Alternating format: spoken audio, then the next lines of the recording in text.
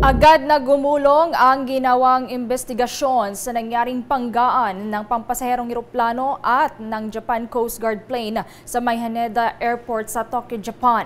Kapwa nagbigay ng kanilang salaysay ang Japan Airlines Airbus 350 at Japan Coast Guard kung dahil ba sa insidente ay 5 kasapi ng Coast Guard ang nasawi habang 17 namang mga pasahero na lulan ng Japan Airlines ang sugatan.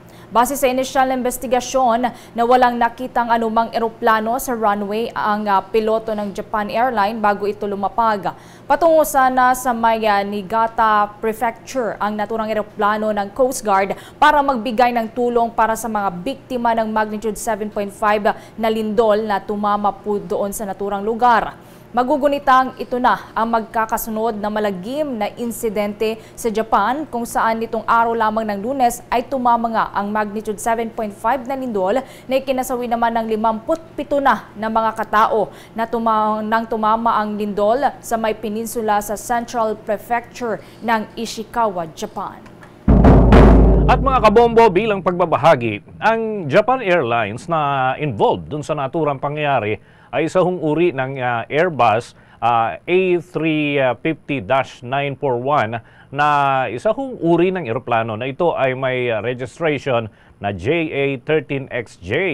Galing ho ito sa Sapporo, Japan at patungo ng Haneda Airport dyan sa Tokyo, Japan. May kapasidad ho itong mga kabombo na 369 passengers. Kung saan, noon hong nangyari ang naturang aksidente, ay may lulan ho itong 367 na mga pasahero at 12 naman ho ang kanilang crew. Sa nasabing bilang ay 12 dito ay nasa first class, 94 naman ang nasa business class at 263 ang nasa economy class. Gawa sa dalawang Rolls-Royce XWB-7s ang nasabing eroplano at binili lamang ito ng naturang kumpanya noong Nobyembre 2021. Habang ang Japan Coast Guard naman na eroplano ay isang uri po ito ng DHC-8-315 at ito ay rehistrado sa JA722A kung saan ho ang flight origin ho nito ay doon sa Haneda Airport mismo at patungo sana ng Niigata, Japan. Mayroong sakay na 6 ho na crew kung saan ho ay 5 sa kanila ay nasawi habang nasugatan naman ang piloto ng naturang sasakyang panghimpapawid.